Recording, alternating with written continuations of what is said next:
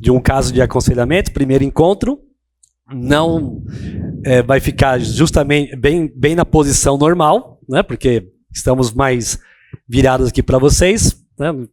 O aconselhamento se daria eu olhando para ele e iríamos conversar assim. Mas aqui então está um pouco adaptado para vocês acompanharem. Então, vocês tendo perguntas, vão anotando, tá?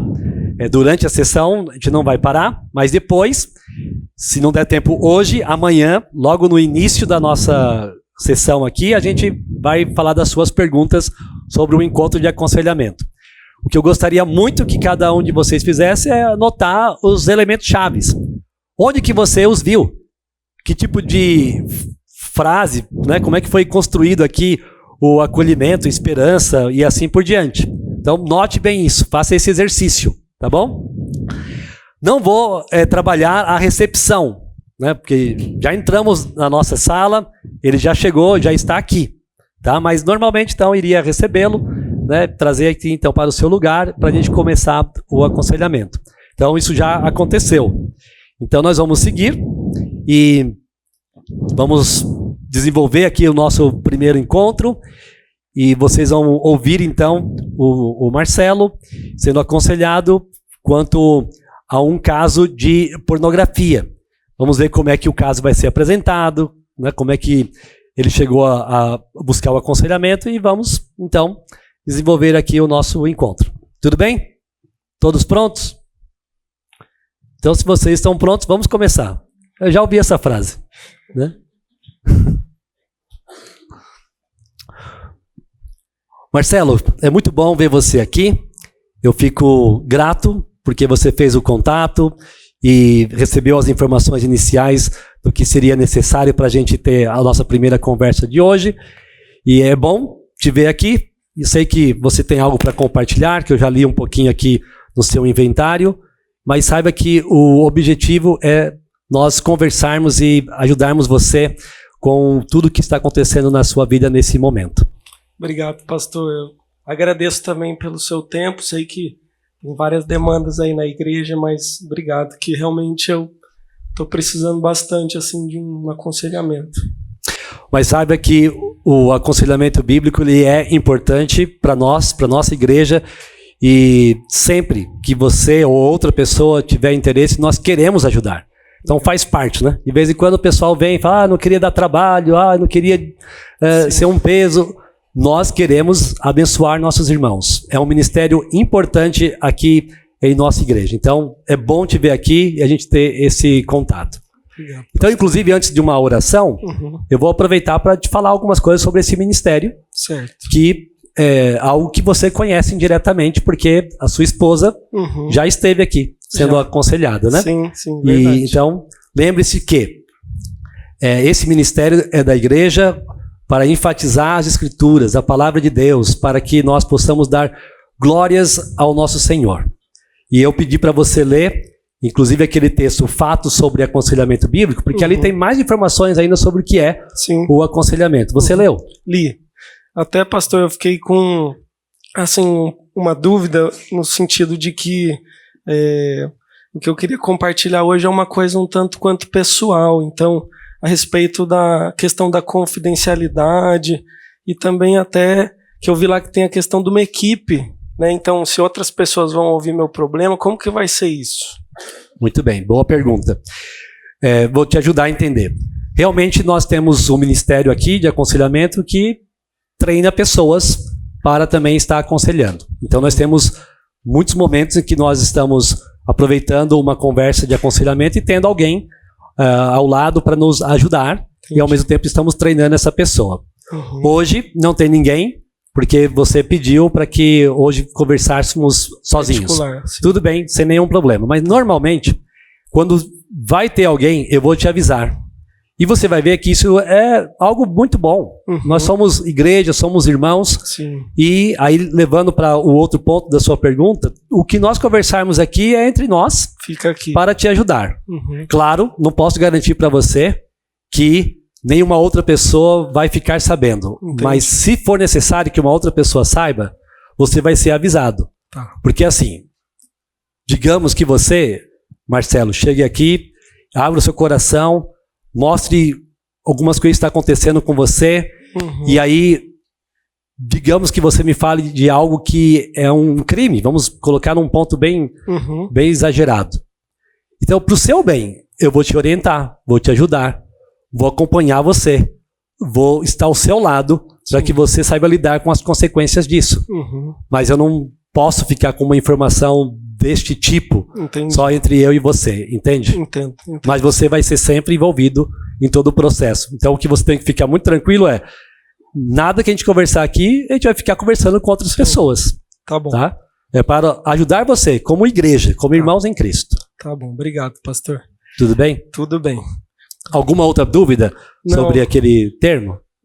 Eu acho que por enquanto era mais isso. Tá, você viu que, inclusive, nós temos uma proposta de encontros, porque entendemos que não é uma conversa de hoje que tudo vai estar resolvido. Você está disposto a comparecer? Sim, com certeza. Então, toda semana vai ficar nesse horário da terça-feira. Ficou bom para você? Ficou. Então, nós vamos manter nesse horário. Tá bom. Tá? E você deveria ter assinado um termo de compromisso para garantir que você vai estar naqueles horários e que vai, inclusive, fazer tarefas. Você se assustou ao saber que tem tarefa, aconselhamento?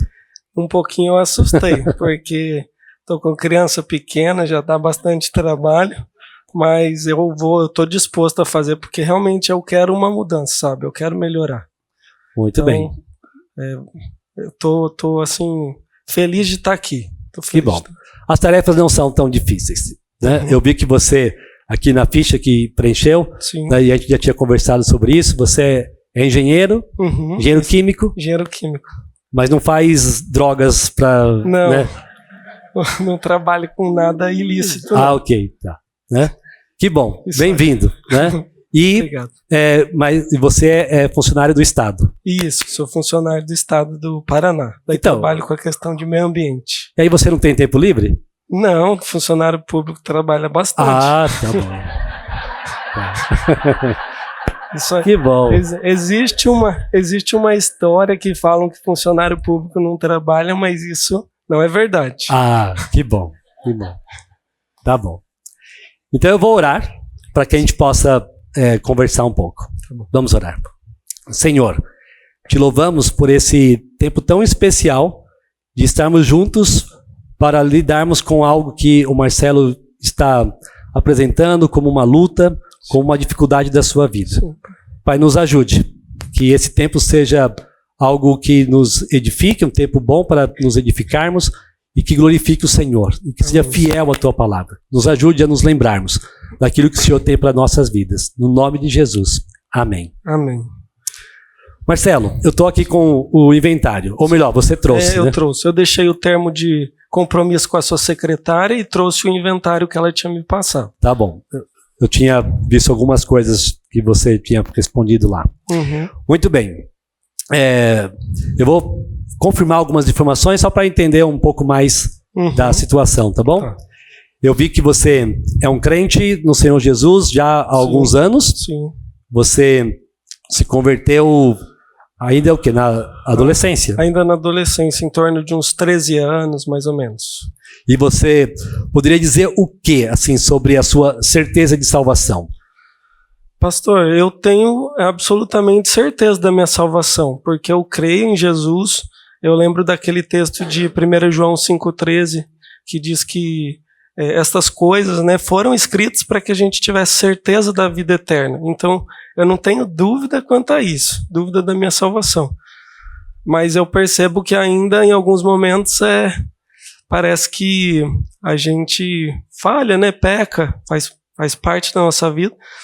Mas eu não tenho dúvida, eu não sou uma pessoa assim simplesmente religiosa que, para mim ir na igreja no domingo e tudo. Não, eu amo o Senhor. Eu procuro no meu dia a dia estar meditando na palavra, fazer meus devocionais. Então, isso eu tenho essa certeza. Você disse, inclusive, que estudou num seminário. Estudei no Palavra da Vida, fiz um curso de aperfeiçoamento, né? Apesar de não estar assim no ministério em tempo integral, mas foi um tempo muito precioso. É um lugar assim que eu recomendo para para várias pessoas que querem se preparar melhor, tem um chamado aí. Gostou mesmo, né? Gostei muito. Foi lá que você conheceu a sua esposa, Fernanda? Foi assim, é uma história um pouco longa, mas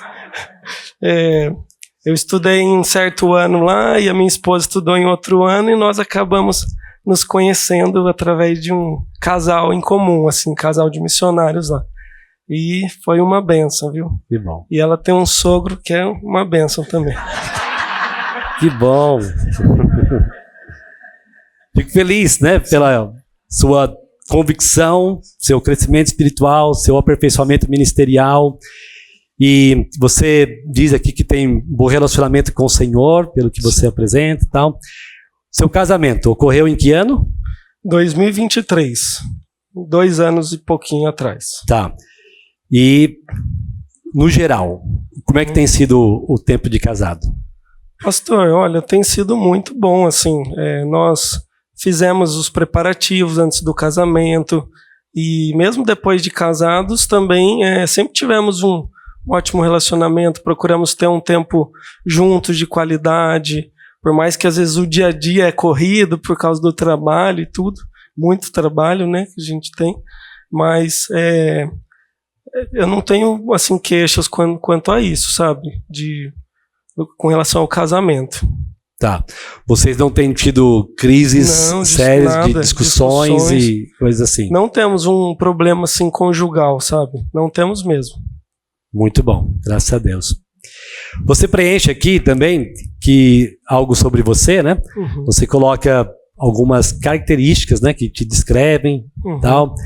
E quero que você só me fale de uma ou outra que eu destaco aqui. Por exemplo, você coloca que você é uma pessoa calma. Sim. Tá, me fala um pouco sobre isso. Por que você se vê como uma pessoa calma? Como isso é evidente no seu dia a dia? Então, pastor, eu sou uma pessoa, assim, naturalmente mais tranquila. Sou uma pessoa que não levanto a voz, até porque minha voz já é um pouco rouca também, né? E também sou uma pessoa, assim, que tenho... Eu creio que isso foi uma das coisas que o Senhor realmente trabalhou também quando eu aceitei a Cristo. Que o crente, ele tem que ser uma pessoa mansa, ele tem que ser uma pessoa amável, né? Então, eu creio que isso é uma característica minha mesmo, de ser uma pessoa tranquila, calma. Que bom. Como é o seu relacionamento, assim, com as escrituras? Vida devocional, como é que é? Então, eu procuro fazer a minha devocional assim regularmente, praticamente todos os dias. Não vou falar que um ou outro dia a gente acaba às vezes não fazendo. E costumo usar um material de apoio. Até estou usando um livro do Paul Tripp, que chama As Misericórdias de Deus Renova a Cada Manhã, né? Um livro muito bom.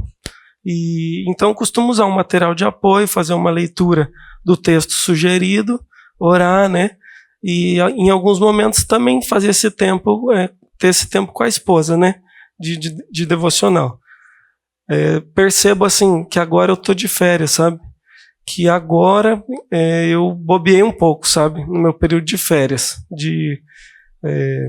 Acabei não ficando um pouco ocioso e não fazendo as minhas devocionais da maneira que eu estava fazendo anteriormente, sabe? Tá. Vamos falar um pouco disso depois. Tá. Muito bem, então, quanto à família, eu vejo que vocês têm uma filhinha.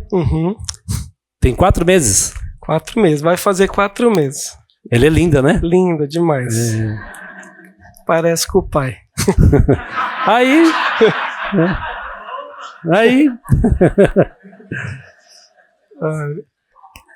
Os olhos dela não lembram mais os avós maternos? Lembram sim. Tá. Os avós. Lelo, tudo isso aqui foi pra gente se conhecer um pouquinho mais, né, confirmar algumas coisas, para que você fique bem no nosso tempo de conversa. Tá bom. É um aconselhamento. Sim. Mas eu precisava conhecer um pouco mais algumas coisas sobre você. E você tem total liberdade de fazer alguns comentários aqui, algumas perguntas também para mim. Tá bom. Ok? E agora eu quero entender um pouco mais do problema que você está trazendo. Tá bom? Tá bom. Então eu estou vendo aqui o que você preencheu.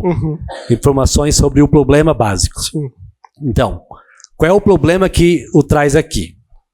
Você está colocando o seguinte, eu vou ler o que você colocou, Tá. aí você faz algum ajuste se precisar, ou mais informação. Tá. Após pouco mais de 2 anos de casados, sem nesse meio tempo me envolver com isso, dei bobeira e vi algumas imagens sensuais de mulheres no Instagram e de férias eu fiquei ocioso e vendo alguns reels, quando de repente estava vendo mais imagens com mulheres com roupas de praias e nudez, não sexo explícito. Já tinha acontecido isso outras 2 vezes. E na terceira vez minha esposa viu eu olhando essas imagens e compartilhei que era então a terceira vez. Ok. Quer falar alguma coisa? Sim. Então, pastor, justamente por isso que eu procurei o aconselhamento, porque em torno de uns 6 meses atrás, eu ali no Instagram, ali às vezes num tempinho que você tem mais livre, eu comecei a perceber que eu estava olhando algumas imagens assim de mulheres com roupa de praia, roupa de piscina. Naquele momento ali, aconteceu uma vez, na segunda vez, a minha esposa, ela viu, sabe? Ela viu e ficou chateada, tudo, a gente conversou. Mas daí aconteceu uma terceira vez. Então a primeira vez aconteceu uns 6 meses, daí nesse meio tempo, uns 2 meses atrás aconteceu de novo, e agora de férias, até compartilhei com o senhor que eu dei uma, acho que bobeada nas minhas devocionais, acho que fiquei também mais suscetível assim, e também com mais tempo, e eu via, quando eu estava vendo imagem de mulheres nuas mesmo, nada assim de sexo explícito, mas eu percebi que eu precisava de ajuda, sabe? Eu precisava de ajuda porque eu não quero que isso avance, E daí eu compartilhei com a minha esposa até sobre isso. Nessa terceira vez ela não viu, mas eu percebi que eu precisava falar com ela e a gente falou, não, vamos procurar o pastor para buscar um aconselhamento. Ela até ia vir hoje, mas não pôde vir por causa da nenê. Mas essa foi a situação, sabe? Então eu tô muito assim envergonhado, até por isso que para mim assim vir aqui, eu até perguntei da questão da confidencialidade, mas eu sinto que eu preciso mudar, porque eu amo a Cristo e eu não quero viver assim. Você fez bem de vir, de termos esse tempo de aconselhamento, e se eu entendi aqui, você procurou a Fernanda para falar para ela o que estava acontecendo nessa terceira vez, então.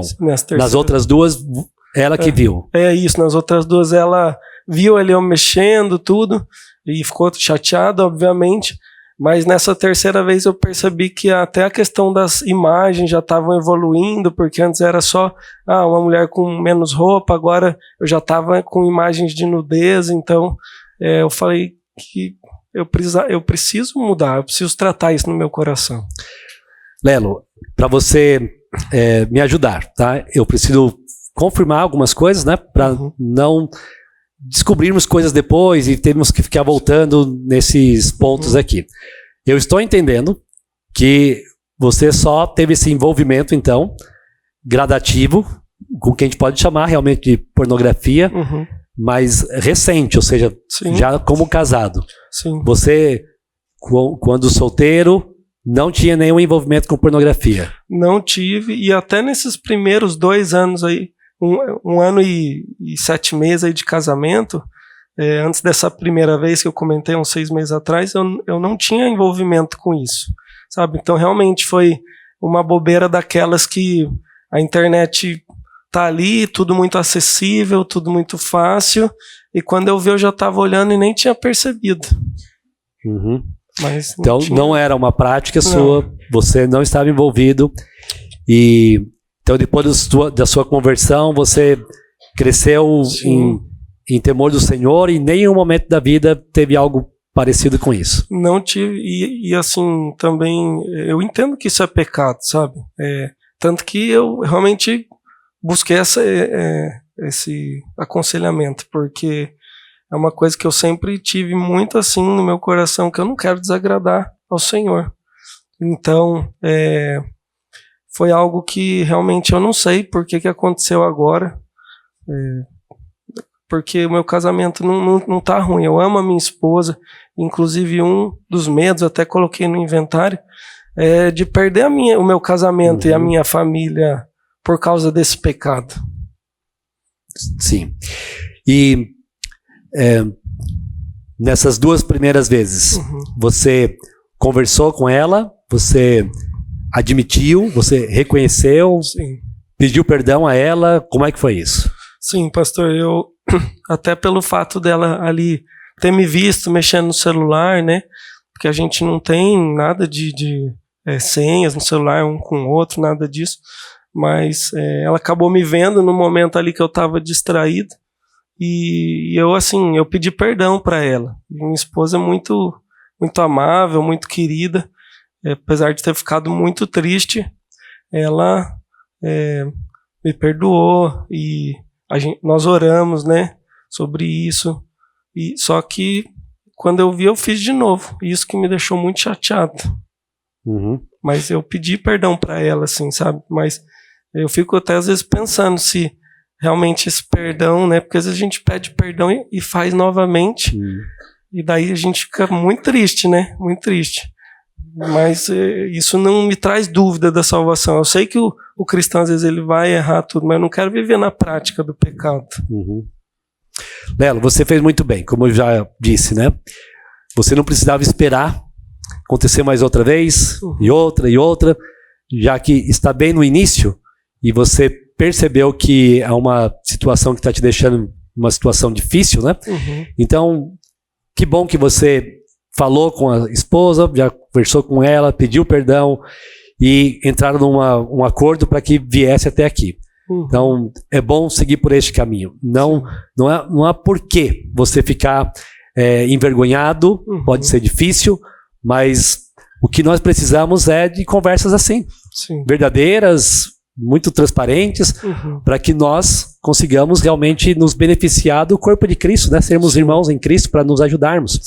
Infelizmente, talvez um dos motivos que faz com que muitos homens entrem por esse caminho e cada vez mais afundados é porque não falam com outros, não envolve outras pessoas. Então, você fez bem, graças a Deus, isso é uma das evidências de um arrependimento que você está demonstrando. Amém. Deixa-me falar de 2 verdades bíblicas que eu acho que pode te dar esperança para um momento como este. Primeiro, eu só vou mencionar, o outro eu vou ler, mas você se lembra de Davi, o rei Davi? Sim. Ele cometeu um pecado de adultério e que levou a outros pecados. Ele não confessou imediatamente. Ele foi confrontado pelo profeta Natã. E assim então admitiu. Mas não há dúvida que ele teve um arrependimento genuíno. Então ele foi descoberto, mas depois expressou o verdadeiro arrependimento. Então, para te deixar encorajado e te levar a refletir, mesmo que você tenha sido pego 1, 2 vezes, na terceira você já tomou uma iniciativa e, inclusive, já falou, vou compartilhar isso com o pastor e vamos conversar para que isso não aconteça de novo. Davi expressou o genuíno arrependimento. E você pode estar expressando o verdadeiro arrependimento, mesmo que não tenha partido de você a primeira ou a segunda vez. Então, isso é uma mensagem de esperança. Nos ajuda a entender que, quando falhamos, ainda podemos corrigir nossos caminhos. Amém. Eu tenho uma frase que gosto muito de citar, de um autor chamado Bob Kellerman. Ele diz assim: é horrível pecarmos contra Deus, mas é maravilhoso ser perdoado por Ele. Amém. Isso faz sentido para você? Com certeza. Saber que o sangue de Jesus, ele tem poder para perdoar qualquer pecado, né? E que ele não desiste de nós, isso é muito maravilhoso mesmo. Às vezes parece que sozinho, assim, é um pouco difícil, às vezes, quando a gente está naquele turbilhão do problema de lembrar dessas verdades, mas realmente ouvindo o senhor falar sobre isso traz uma esperança mesmo pra gente. Que bom. Lembra que o rei Davi escreveu o Salmo 32, o Salmo 51, Sim. como expressões do seu arrependimento. Sim. E para te ajudar mais nisso, eu quero que você leia esses 2 salmos. Você pode anotar, então, que vai ser importante para você ler o Salmo 32, o Salmo 51, e eu gostaria que você fizesse uma reflexão sobre ele, sobre os 2, né? E tomando assim algumas anotações, falar, olha, Davi fez isso e eu acredito que é isso que eu tenho que fazer na minha vida, é isso que eu estou experimentando, é isso que eu quero. Faça algumas reflexões, então, sobre os 2 salmos, o 32 e o 51. Ok. Você pensar sobre a confissão, pensar sobre o arrependimento, né? Então essa é uma tarefa que eu gostaria que você fizesse para o nosso próximo encontro. Tá bom. Tudo bem? Beleza. Tá. Okay. Agora, para te ajudar ainda, como eu disse, uma outra questão importante. Vamos lá para 1 Coríntios capítulo 10. 1 Coríntios capítulo 10, versículo 13.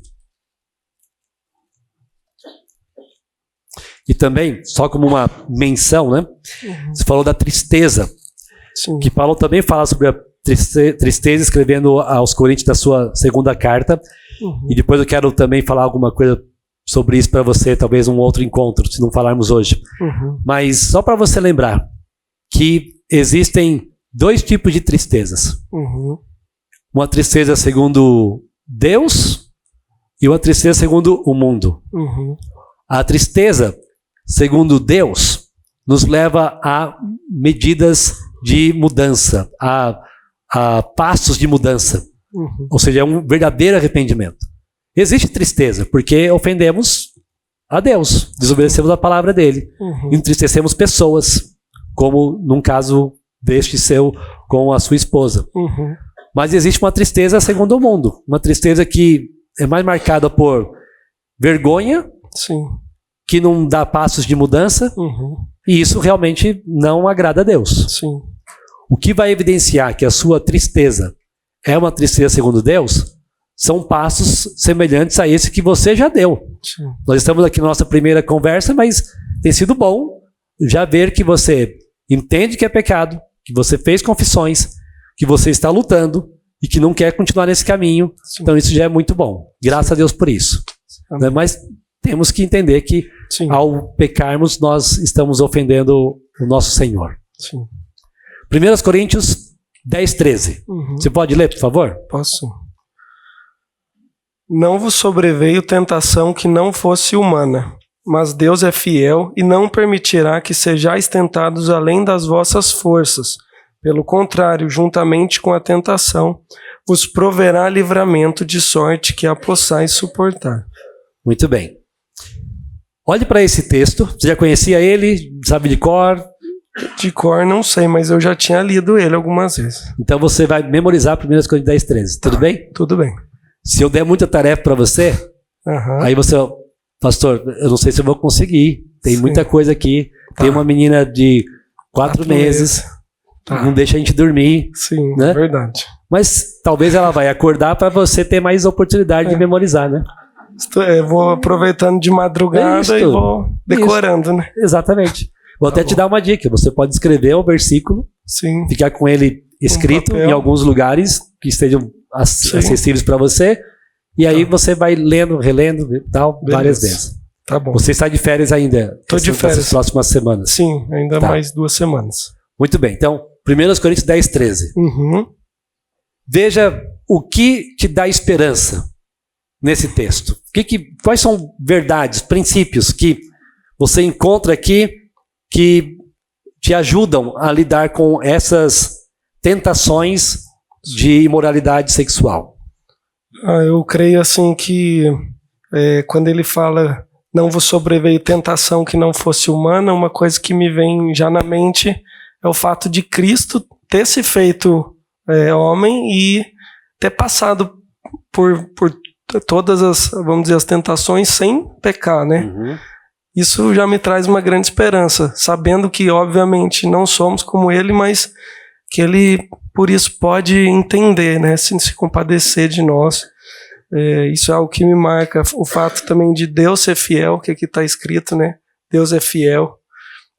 Ele não permite que nós sejamos tentados além das nossas forças. Uhum. Então, saber que é possível, né? A Bíblia, eu acredito nisso aqui que eu estou lendo, na palavra. E que ele vai trazer o livramento, né? Então, assim, eu entendo que quando eu peco, realmente eu tomei essa decisão de desobedecer. Mas, por meio da graça, eu posso não pecar. Eu posso me abster do pecado porque a minha força vem do Senhor e ele vai trazer esse livramento. Muito bem. Muito bem. São excelentes reflexões. Uhum. Vou voltar em cada uma delas, como você mencionou. Veja a primeira parte. Não sobreveio a vocês nenhuma tentação que não fosse humana. Uhum. É interessante ver que essa tentação de pornografia, de imoralidades, elas são tentações muito comuns. Uhum. Provavelmente, eu acho muito difícil você não conhecer algum amigo, algum irmão em Cristo que não tenha um dia falado com você sobre tentações a respeito de pornografia. Conheço vários amigos até que se perderam assim nesse problema, nesse pecado, sabe? Infelizmente. Né? Ou seja, é muito comum. Uhum. Mas pelo fato de ser comum, não quer dizer que nós tenhamos que nos acomodar dizendo assim, mas é tão normal, né? Todo mundo pode fazer isso porque são pecadores e tal. Não, é uma coisa entender que é comum. Faz parte de um mundo caído, um mundo corrompido, né, que distorce o que Deus criou, que faz as pessoas se aproveitarem de outras de forma pecaminosa. Enfim, é comum. Mas, pelo fato de ser comum, temos que olhar para nossas vidas e entender. Isso é comum aos homens. Faz parte desta vida. Mas eu tenho como viver de forma diferente. Né? E aí, por que é possível viver diferente? Mas Deus é fiel. Então, em meio às circunstâncias difíceis da vida, nós temos que olhar para quem? Para Deus. Para o nosso Deus. Porque em meio às circunstâncias, em meio às tribulações, temos que olhar para aquele que é o nosso Senhor. Aquele que nos lembra, inclusive, também aqui em 1 Coríntios, capítulo 6, que ele nos comprou por alto preço. E que devemos glorificá-lo com o nosso corpo. Nós somos dele. Não podemos fazer o uso do nosso corpo como a gente quer. Mas Deus é fiel, vamos olhar para ele. E à medida que olhamos para ele, o nosso Deus fiel, estamos nos beneficiando de suas ações em nosso favor. Uma delas, o que acontece? Deus é fiel e não permitirá que sejais tentados além das vossas forças. Quem está no controle de todas as situações de nossa vida? Deus. Então ele não permite que venha algo sobre nós que não possamos suportar. Então, você já compartilhou aqui o progresso que você está querendo interromper desse envolvimento com sensualidade e com imoralidade. Mas naquela primeira vez, você poderia ter resistido? Sim. Poderia. E a segunda? Também. E a terceira? Também. Porque Deus não permite que sejamos tentados além das nossas forças. Além das nossas forças. Mesmo sendo pecadores. Sim. Mesmo sendo, como algumas vezes as pessoas dizem, mas é que eu sou homem. Sim, mas ainda assim Deus deseja a nossa santidade. Sim, né? E Ele não permite que sejamos tentados além do que podemos suportar. E Deus é fiel. O que Ele faz então?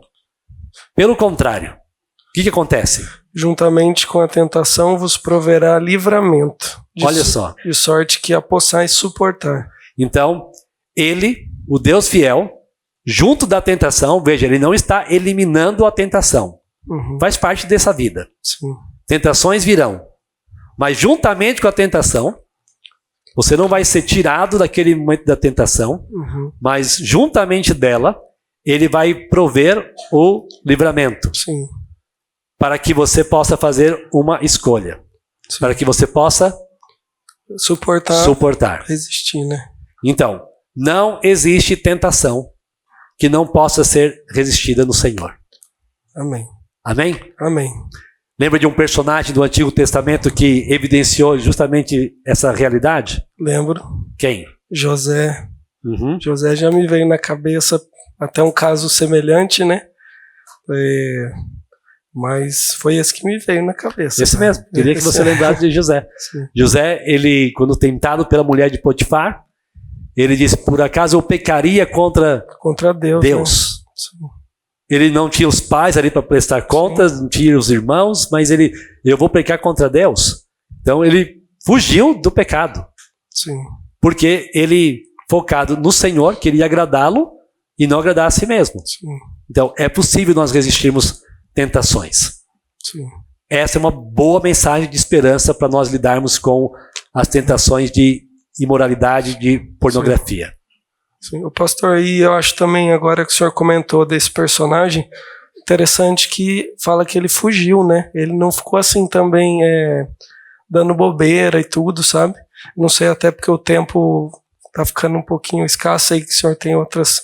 Não, tenho esse tempo para te ouvir, Tá. Pode falar. Mas porque eu percebo assim que muitas vezes assim acontece da gente cair nisso, né? Eu caí mesmo nesse pecado por dar bobeira, assim, sabe? Dar bobeira. E José não, José ele pegou, quando ele viu que a situação estava ficando complicada, ele fugiu. Então, eu quero também, além de compartilhar e tratar isso no coração, talvez pegar algumas dicas práticas a respeito de como dificultar essa questão do acesso, talvez ao celular, né, que hoje é tão assim comum, né, a gente ter esse acesso. Talvez algum livro que o senhor possa me recomendar que fale sobre isso. Você não tem lido nada a respeito? Nenhum livro, nenhum assunto? Não li. Muito bem. Então eu vou te recomendar um. Uhum. Ele se chama Finalmente Livre. Tá, deixa eu anotar aqui. Finalmente Livre. É do It Lambert. Tá, deixa eu finalmente livre. Você tem como providenciar esse livro? Tem. Eu vou ver se tem na livraria da igreja. Tem lá tem. Lá tem, tá. Beleza. Agora, para ajudar, eu vou te enviar o capítulo 4. O capítulo 4, eu tenho ele já pronto para você ler. Tá. Porque é o capítulo que vai justamente te dar algumas dicas bem práticas de como você lidar com este momento do seu arrependimento. Tá? Então você vai ler capítulo 4 de Finalmente Livre. Já que foi você que perguntou, sim, você ganhou uma tarefa a mais. Sim, mas agora acho que tem bastante tarefa. Então revisa para mim, o que você vai fazer? Então eu vou fazer a leitura do Salmo 32, 51 e trazer algumas reflexões, né? A respeito do que Davi fez, o que eu quero para minha vida. Decorar 1 Coríntios 10, capítulo 10, versículo 13. E fazer a leitura do capítulo 4 do livro Finalmente Livre. O senhor vai me mandar. Sim. Agora, o que eu vou te pedir também, eu nem vou chamar de tarefa. Porque faz parte da vida devocional. Só que eu vou te passar um roteiro de devocionais, mas com o tema pornografia. Então você vai fazer uma devocional em formato semelhante ao que você já utiliza, do Paul Tripp, onde tem um texto-chave, uma reflexão, algumas resoluções e uma oração de inspiração para você refletir e fazer a sua própria oração. Tá bom. Aí então são 7 devocionais para essa próxima semana. Tá. Todas elas baseadas em textos de esperança para lidar com a pornografia. Tá bom. Então, é devocional. Devocional não conta como tarefa. Tá. Tudo bem? Tudo bem. Mas, o pastor, daí eu posso, então, em vez de fazer a devocional que estou acostumado a fazer, substituir por essas aí? Pode. Se você não conseguir fazer as duas, que você faz, então faça essa, que já é o seu contato, né, com as escrituras e lidando exatamente com o que está acontecendo. Tá, beleza. Tá? Eu quero que você, então, medite nesses textos selecionados, né, para lidar exatamente com o que está acontecendo. Tá bom, beleza. Que essa semana ficou um pouquinho puxada. Então, não vou colocar mais nenhuma tarefa. Tá bom. Tá? Nenhuma. mas eu vou estar orando por você. Obrigado. Para que você consiga ter um bom tempo de reflexões e de aprendizagem, meditações da palavra de Deus. Inclusive, eu tenho uma informação importante para te dar. Você precisa tentar fazer essas tarefas de forma distribuída na semana. Tá. Não adianta, por exemplo, na segunda-feira que vem, fazer tudo. você faz tudo e aí vem na terça. Sim.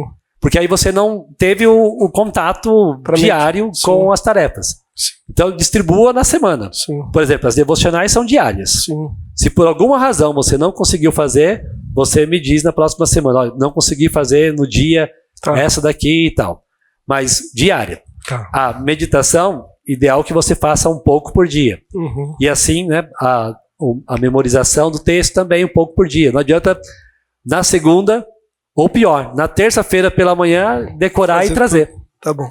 Né? Aí você não vai aproveitar muito. Sim, sim. Porque não é tarefa por tarefa, é uma ministração ao seu coração. Não é para fazer só para bati aqui a meta e fiz. Não, eu sei que isso é para o meu crescimento, né? Para minha melhora, assim, enfrentar esse pecado. Exatamente. Então, tem esse compromisso da sua parte? Sim, com certeza. Tá bom.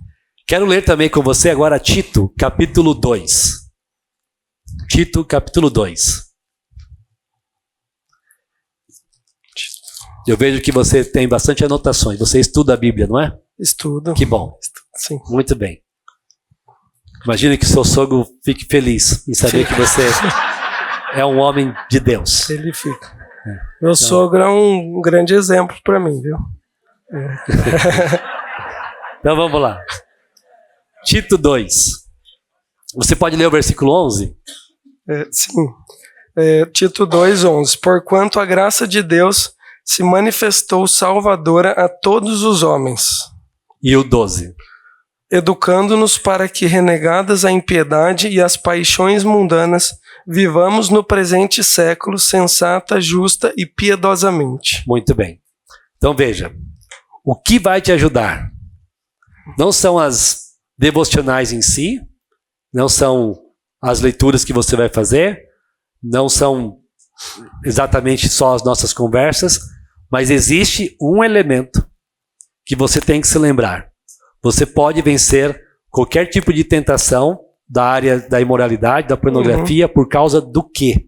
Versículo 11. Por causa da graça. A graça de Deus. Não são meros métodos, né, estratégias humanas que vão te afastar do pecado. Mas o que te afasta do pecado é a graça de Deus. Sim. Agora veja no versículo 12, o que essa graça faz? Educando-nos para que, renegados a impiedade e as paixões mundanas, vivamos sensata, justa e piedosamente. Então ela educa, Sim. ela treina, Sim. ela nos faz viver de uma forma sensata, que vamos renegar a impiedade, as paixões mundanas. E pornografia se encaixa justamente nisso. Sim. Se encaixa na impiedade, nas paixões mundanas. Mas se você quer viver de forma justa, piedosa, você precisa se lembrar da graça de Deus sobre a sua vida. Cristo é quem resolve o problema dessa área da nossa vida. Sim. Então, você disse que é um crente no Senhor Jesus, para mim também muito claro. Né? Você deixou evidente que ama o Senhor, mas caiu. Sim. Agora, o que vai te ajudar a levantar? Quem é que vai te ajudar a caminhar de forma que o Senhor seja adorado por sua vida? Justamente o Senhor, o nosso Deus, com a graça dele. A graça é suficiente para você vencer qualquer tipo de pecado. Amém. Mesmo que você tenha se entristecido, talvez pensando, poxa, eu nunca me envolvi quando solteiro com isso e agora casado, caio nesse tipo de pecado. Sim. Ainda assim, a graça do Senhor está sobre a sua vida. Amém. Ela é suficiente para te afastar da vida impiedosa e te ajudar a andar de forma justa, sensata, vida que agrada o Senhor. Amém, pastor. Tá claro para você? Sim, tá sim. Então, você crê que essa graça do Senhor está sobre a sua vida? Com certeza. Creio e E foi muito bom, assim, ter esse tempo, assim, hoje, porque realmente parece que quando pequei, assim, e compartilhei com a minha esposa, estava muito triste, muito chateado, e por um momento acho que até me esqueci dessa verdade aqui. Então, agradeço também por ser lembrado sobre isso. Como eu disse, você fez bem de vir falar, de não deixar isso crescer, de não deixar isso piorar. E é uma bênção para nós. Eu digo por mim, nossa igreja, de cuidar dos nossos irmãos. Então, estamos juntos. Vou orar por você, vou pedir que o Senhor te dê muita sensibilidade para reconhecer a falha, de se afastar de tudo aquilo que facilita cair neste erro. Sim. A leitura vai te ajudar. Semana que vem vou ouvir o que você leu e vamos avaliar isso, e principalmente na esperança de que seja uma semana que você seja vitorioso, amém, não caindo nenhuma outra vez nesse mesmo tipo de pecado. Amém. Para que o Senhor te ajude, que você seja muito sensível. As devocionais têm esse objetivo, de criar uma sensibilidade para se afastar da impureza. Tá bom. Então, leia todo esse material que vai te ajudar também. Tá bom. Alguma dúvida? Acho que não, pastor. Entendi bem aqui as tarefas, já anotei. E essa semana eu vou fazer elas aí com dedicação, tentar fazer aos poucos, para, se o senhor permitir, estar na próxima sessão aí e poder compartilhar um pouco de uma semana vitoriosa. Se a Fernanda te perguntar, então, como é que foi lá? O que você mais ouviu? O que você gostou? O que você iria destacar da nossa conversa de hoje?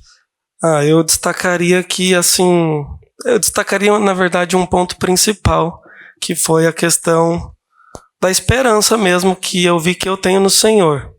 Que acho que é uma coisa que eu estava me sentindo muito, muito, muito envergonhado, assim, por ser um crente em Cristo Jesus e ter caído nesse tipo de pecado, uma coisa que nunca havia feito quando mais novo. Mas eu realmente percebo que Cristo, ele morreu por mim, a graça dele está ali para me sustentar, para que eu não viva na prática desse pecado. Então eu saio assim, encorajado por isso. Destacaria isso. Que bom. Fico feliz. Para nós, então, encerrarmos por hoje, você poderia fazer uma oração e nessa oração expressar o seu compromisso de estar envolvido nessa caminhada de aconselhamento e pedindo a graça de Deus para que você consiga cumprir as tarefas? Sim. Então, por favor, ore. Senhor, muito obrigado por esse tempo que nós pudemos ter aqui. Obrigado pela vida do pastor Fernando, que pôde me atender aqui na igreja, nesse aconselhamento. Pai, peço a tua graça sobre a minha vida, para que durante essa semana eu possa conseguir meditar na tua palavra, através também da leitura deste livro, da memorização deste versículo, que a tua palavra atinja, Pai, não só a mente, mas também o coração, trazendo mudança de atitude, Senhor. Sou grato pela graça, pela esperança que temos em Cristo Jesus, e porque percebo que o Senhor não desiste de nós, Pai. Apesar de pecarmos, de entristecermos o Senhor sempre está pronto para que a gente possa recomeçar, Pai. Em nome de Jesus. Amém. Amém. Até terça, pastor. Deus te abençoe. Até a próxima. Até domingo, na verdade. Né? Até domingo, verdade. Culto, né? Não falta, hein? Não vou faltar, não. Botar na EBD. Tudo. Isso, e traz a Malu. Vou levar, pode deixar. Mais importante. Muito bem, irmãos. Nós fizemos então uma sessão e nela, intencionalmente, trabalhamos os elementos chaves que devemos focar no primeiro encontro. Quais foram eles? Qual que foi focado? Envolvimento. Onde vimos envolvimento? No quê? Diga, alguém.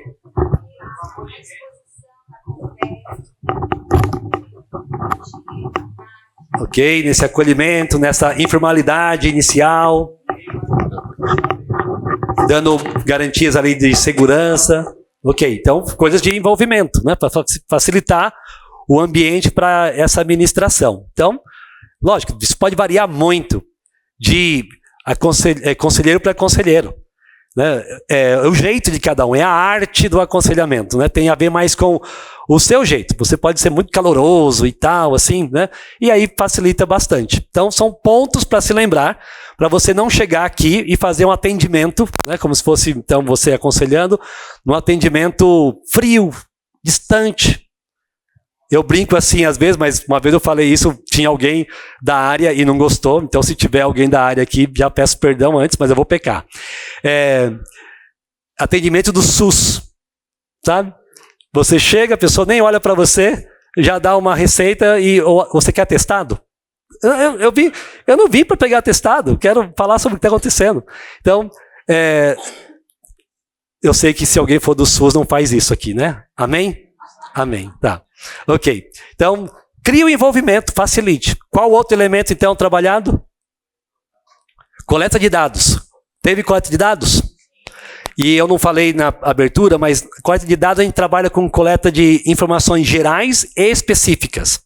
Gerais para conhecer um pouco e saber se o problema está atingindo outras áreas da vida, e as específicas, algo relacionado ao problema em si. Então, perguntas para que o aconselhado, então, fale sobre o que está acontecendo. Então, houve coleta de dados gerais e específicas? Sim. Um exemplo de uma coleta de dados geral. Então, informações da família, geral, né? Formação específica sobre o problema. Quando começou? Se tinha antes, né? Quantas vezes? Ok. Muito bem. Então, acolhimento, coleta de dados, outro elemento. Palavra de esperança. Que foi o objetivo principal. Dar esperança. Por que fazemos isso? Como já tinha dito, muitas vezes conselheiros estão prontos para ensinar. Já mostrar o pecado, repreender, falar de vários textos bíblicos que condenam a pornografia, a luxúria, a imoralidade. Sim, mas o aconselhado, ele não veio com dúvida sobre o assunto. Ele já expressou que aquilo é pecado. Mas ele quer se libertar disso, não quer que isso continue na vida dele. Então, o que ele precisa é de esperança, ânimo, encorajamento. A vontade que dá, em alguns casos, é você já pensar assim, olha, que miserável, fazendo isso com a sua esposa e tal, né? Então, ministre esperança. Então, isso foi o principal objetivo aqui. Esperança, acolhimento e dados, um pouco de instrução, mas não era o principal, mas quando você dá esperança, você menciona Tito, 1 Coríntios, né? Dando esperança, mas ensinando algumas coisas. Então, teve tarefa, já ministração das tarefas também.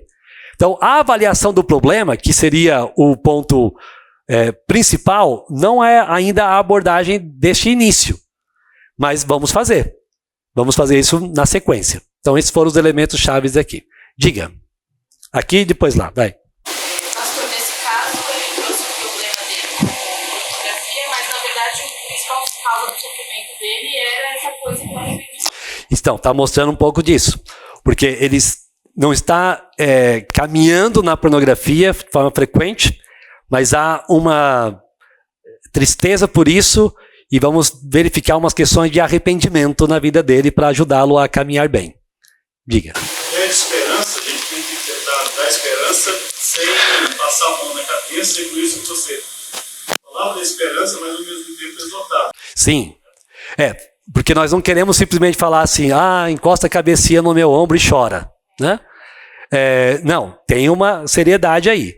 Lógico que no primeiro encontro eu quero ser muito amável e consolador, mas também já dizendo, pecado, olha, se arrepende e tal, e depois vou caminhar para uma confrontação mais específica em alguma coisa que tiver que trabalhar com ele. Muito bem, amanhã, às 8 horas, nós começamos então falando alguns detalhes dessa sessão. Vou falar algumas coisas mais sobre o preparo da segunda sessão e teremos a continuidade do caso. Como ele virá amanhã? Será que verdadeiramente arrependido? Será que tudo isso aqui foi uma enganação? A esposa vai vir para falar que não é bem isso, não? Cenas do próximo capítulo. Né? Vai passar assim, ó, né? Tá bom, irmãos, Deus abençoe. Vocês têm agora o intervalo, né? Intervalo? Tô falando sem olhar, acho né? Não, acho que a aula é 10h15. Ah, peraí.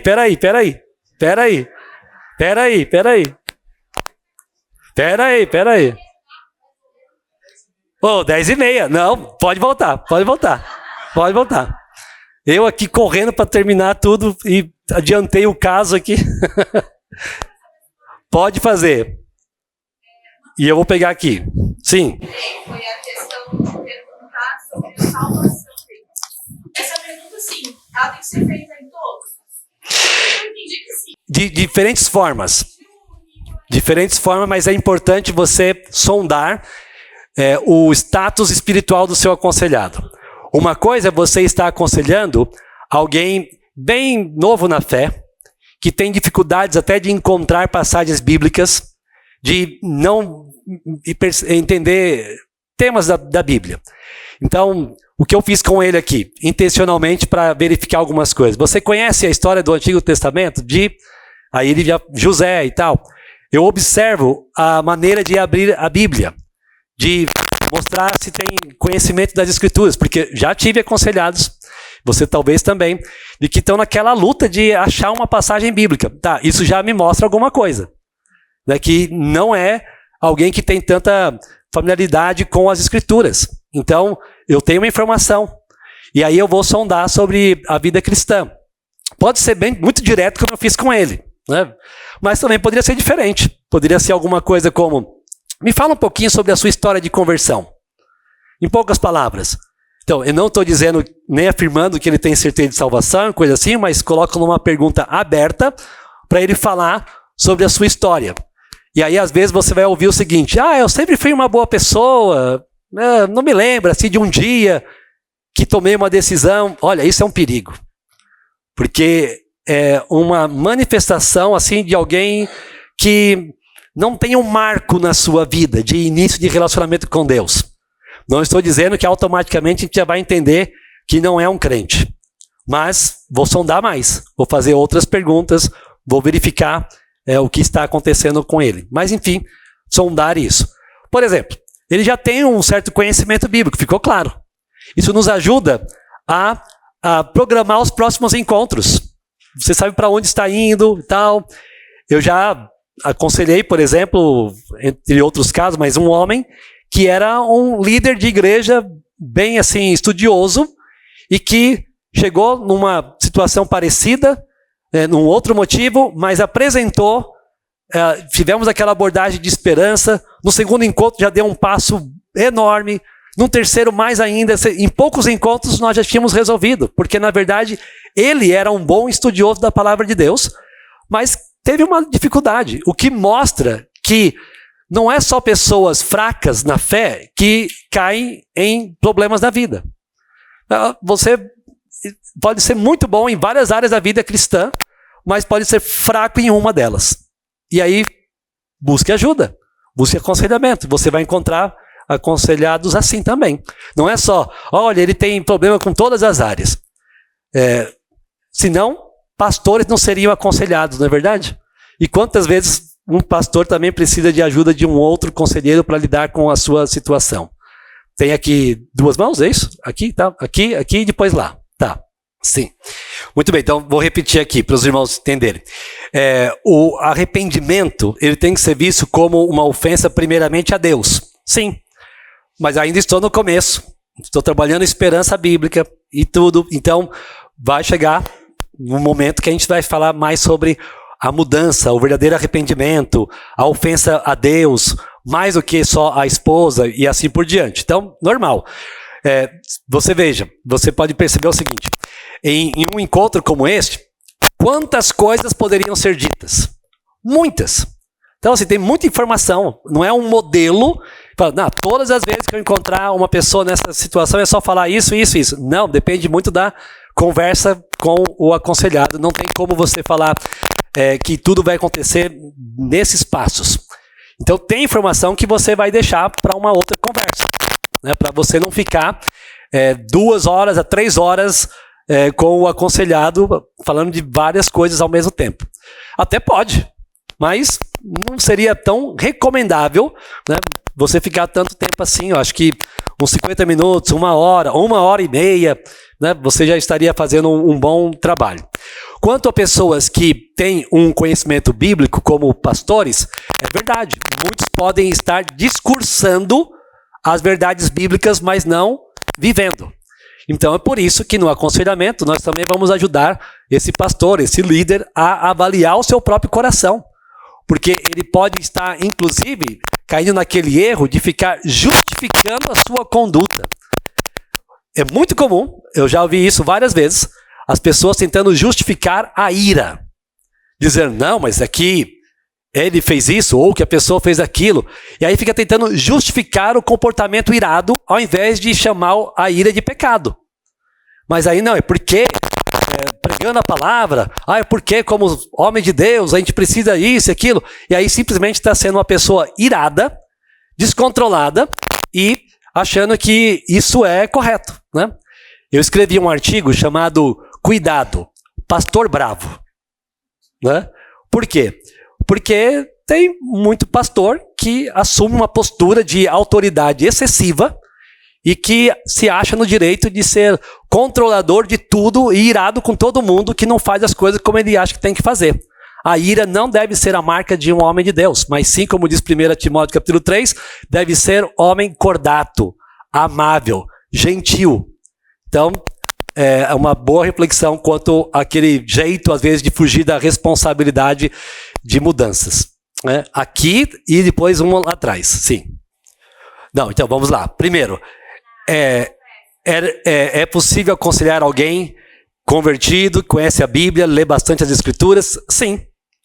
Porque pessoas que têm conhecimento bíblico nem sempre fazem as aplicações à sua própria vida a respeito do conhecimento bíblico que tem. Então é muito comum. A pessoa tem conhecimento, consegue falar sobre o assunto, mas não vive. Isso aí é uma triste realidade. Você vê de tempo em tempo uma figura famosa do mundo teológico caindo em algum tipo de pecado. O que isso mostra? Que o conhecimento acadêmico, o conhecimento teórico não é a mesma coisa de vida piedosa. A pessoa pode entender muito, dar palestras, escrever livros e ainda assim não ser uma pessoa piedosa no seu dia a dia. Então ela precisa sim de aconselhamento, precisa de discipulado também. Discipulado não é só para novos crentes. O discipulado é um momento, uma relação com uma outra pessoa que vai te ajudar a lidar com áreas da sua vida que precisam ser mudadas. Então, sim, um pastor, um líder, alguém muito bem formado, que não vive a verdade das Escrituras, precisa de confrontações, precisa de crescimento espiritual. E pode ser que alguém com muito conhecimento bíblico nem seja salvo? Pode ser. Não é raro, né? Ou melhor, é raro, mas é possível. É possível alguém ser conhecedor do texto, mas não necessariamente alguém que se rende às Escrituras, aos pés de Cristo. Então, por isso precisamos avaliar o nosso coração primeiramente. O meu conhecimento bíblico está me transformando diariamente? O meu conhecer o Senhor e a sua palavra me leva a uma vida mais semelhante a Ele? Porque o conhecimento por conhecimento não importa, não é bom. Eu devo conhecer a palavra, mas isso tem que mudar o meu viver. Então, sim, deve ser aconselhado e pode. Lá atrás primeiro, que já tinha levantado a mão, tá? E só vai dar tempo talvez de mais um, vamos ver. Então, realmente o que a gente está fazendo aqui é para ganhar tempo. Então, né, se você pega um caso com obstinação, vai ser diferente. Cada caso é pessoal e adaptável. Então, aqui estamos tratando com alguém que já tem uma disposição para mudança. O aconselhamento bíblico ele não funciona muito bem com aqueles que não querem mudar, que normalmente são os casos em que alguém traz aquela pessoa para você. Uma mãe trazendo o filho, né? Um pai trazendo a sua filha, o cônjuge que veio porque o outro insistiu. E aí chega ali na frente e tal, e não está aquela disposição de mudar, de lidar com quebrantamento. Aí é difícil. Você vai aproveitar o momento para tentar captar aquela pessoa pelo acolhimento e fazer alguma coisa na vida dela. Mas é diferente. Né? Chega ali, né? E aí, o que aconteceu? Eu estou bem, mas ela pediu para eu ouvir, então eu estou aqui para te ouvir. Então, isso não é aconselhamento, né? Eu vou fazer um sermão para uma pessoa dessa, mas eu vou tentar ainda intencionalmente criar envolvimento, já que eu tenho essa oportunidade. Se você colocar no Google observação e prática de aconselhamento, você vai encontrar alguns vídeos que eu selecionei de casos de aconselhamento. E esses que estão ali são casos que estavam na internet e eu juntei para ficar tudo debaixo desse título, né? Observação e aconselhamento bíblico. São apenas alguns casos. Entre estes, tem um lá que a mulher chega para o aconselhamento com a conselheira e ela chega totalmente indisposta. Totalmente. E aí você vê o papel da conselheira sendo acolhedora e consegue aos poucos ir tirando dela informações para ministrar na sua vida. Então ali tem uma boa simulação de um aconselhamento, né, para você observar e ver como isso é possível. Mas basicamente, vamos tentar criar mais envolvimento com paciência. Pode ser que o que eu faria num encontro primeiro, vou fazer em 2, talvez até 3, já que a pessoa está vindo e eu vou investir nela, sendo paciente. O conselheiro também precisa ser paciente, porque senão, não quer falar? Sinto muito, sai daqui, tem outro. Seja paciente, tente ganhar a pessoa. Então isso tem a ver com o acolhimento. Agora é uma benção também ver esses casos quando pessoas, ao ouvirem, se arrependem e já entendem. E você vê também isso acontecendo na vida daqueles que estão sendo ministrados pelas Escrituras. Então isso é muito especial. 10h30. Amanhã eu não vou errar isso, né? Então, se você tem outra pergunta, eu vou estar aqui um pouquinho no intervalo, posso responder, mas amanhã a gente continua então. Deus abençoe a todos.